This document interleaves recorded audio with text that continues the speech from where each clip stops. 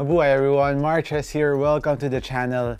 And today we will be doing a couple of unboxing. I went sneaker shopping this weekend, so let's find out what we got. Let's go.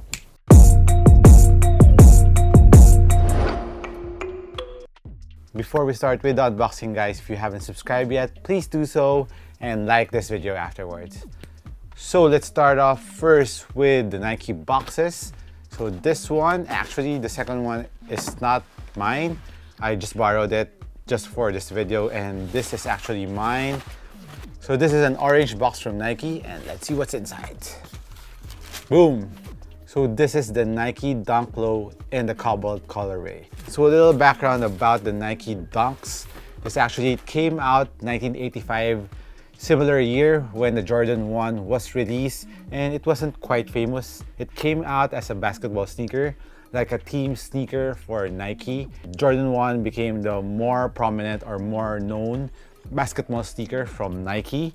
And this one was originally a high-cut sneaker. During the 1985, then they produced a low version. Nike SB was created, a department from Nike. It was geared more towards skateboarding, thus calling it the SBs. And the Dunks were the first silhouette that they experimented to become a skateboarding sneaker. The main difference with the Nike Dunks and the Nike SB Dunks, you can see on the tongue part that there's an SB text written to it, and with an SB text, and if you get an SB Dunk, the tongue is longer and thicker, which is more designed for skateboarding. So during the Nike SB era, the Nike Dunks, it became really famous for the skateboarding community, thus transcending to the streetwear culture. So you can see a lot of people wearing Nike Dunks, Nike SB Dunks casually, and it really took off from that year on. There's a lot of awesome colorways of the Nike Dunks, and last year it became famous once more. Nike brought it back. I was really sad that I didn't get to cop the other colorways that were released last year. I forgot the band's name. It was the colorful ones with the green and the yellow ones. Those were awesome, those were insane. So luckily this year I got the chance to cop the Nike Dunk Lows in the Cobalt colorway.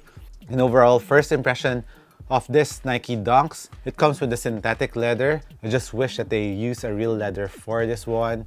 And the very typical Nike Dunks, if you have this already. And the main difference between the Dunks, comparing it to the Jordan ones, is the heel part. It has a different pattern around the heel part of the sneaker, comparing it with the Jordan ones. It has a cleaner look to it. Let me know in the comments down below if you agree with me, but that's my opinion. And as for the outsole, it has the same outsole with the Jordan ones. And as for the tech of the Dunk Lows, it has a heel air unit. And as for the forefoot cushion, it's just EVA. And as for the comfort of the Dunks, I haven't tried this yet, but basing on my previous experience with the Dunk, I used to have the Paul Rodriguez Nike SB Dunks. I'm not quite sure if it has the same tech or the same cushion setup with these Dunks. And I remembered vividly that my Paul Rodriguez was really comfortable and those really sits well on my jeans before. And I really wrecked that sneaker till the cushion broke down.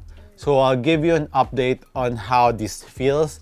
I'll be wearing this and I'll let you know in my future videos. And as for the sizing of the Dunk Lows, if you're planning to cop a pair, go true to size if you're a regular footer. And for wide footers, half a size up. And for wide footers, I think it will fit you well. It is not narrow on the forefoot area. So let's open the other Nike Dunk Low.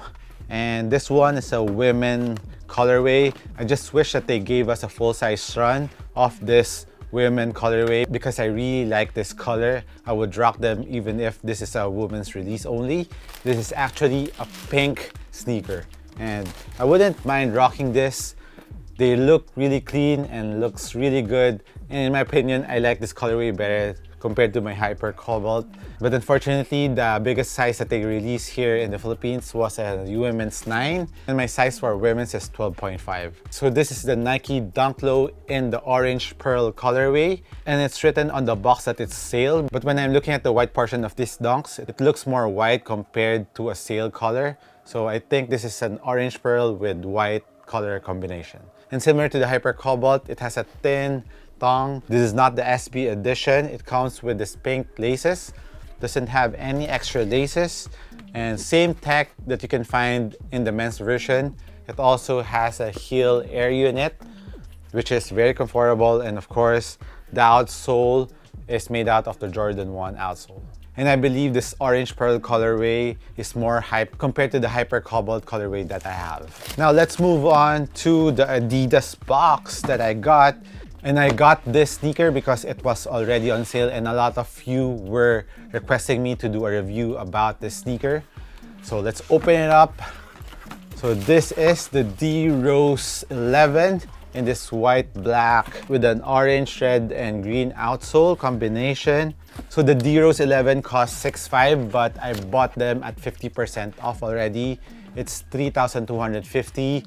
I bought this at Adidas BGC. It's the flagship store of Adidas. So if you get the chance to pass by there, check out their sale items. But unfortunately right now, because of the pandemic, they cut their sales representatives. So it was, I think there was just 3 of them in that big of a store. I just wish that they put sales tag on the sneakers that are currently on sale, because I still have to ask them if this D Rose 11 was already on sale.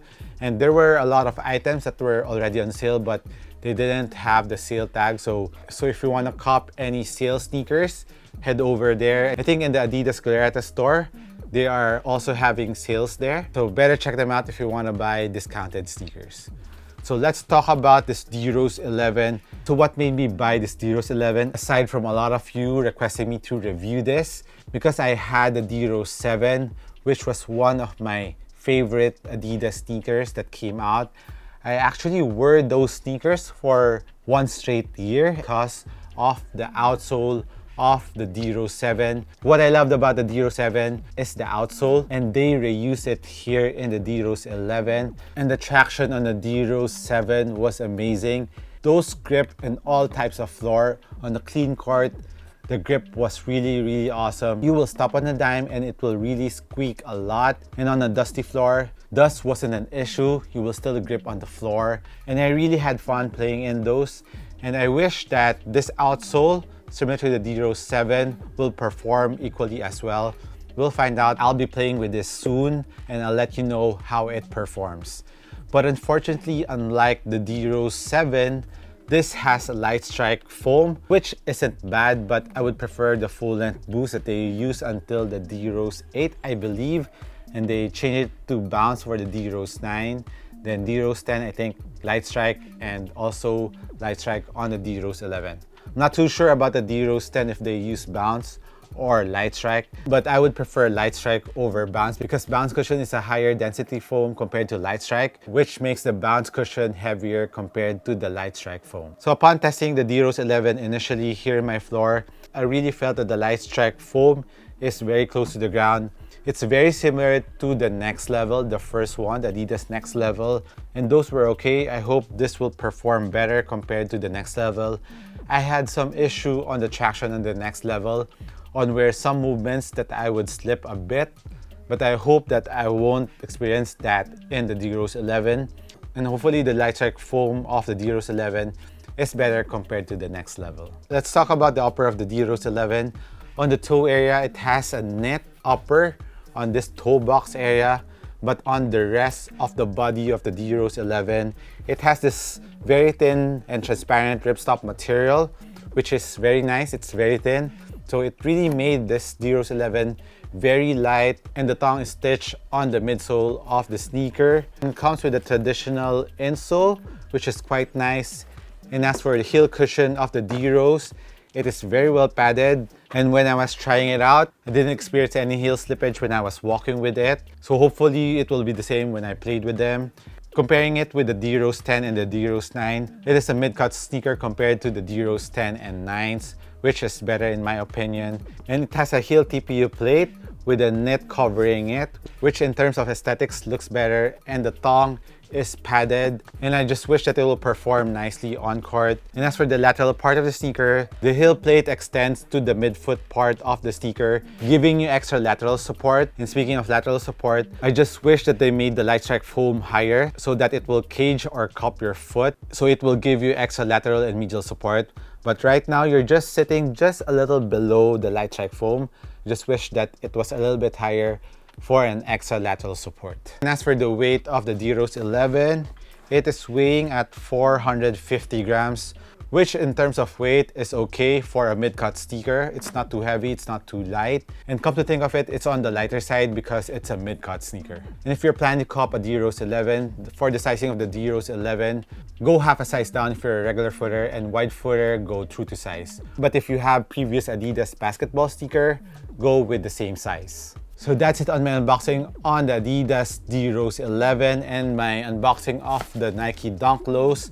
Let me know which of the sneaker you will be copying. Let me know what you think about the sneakers. So this has been Marches once again. Thank you for watching. I appreciate you guys. I'll see you on the next one. Peace.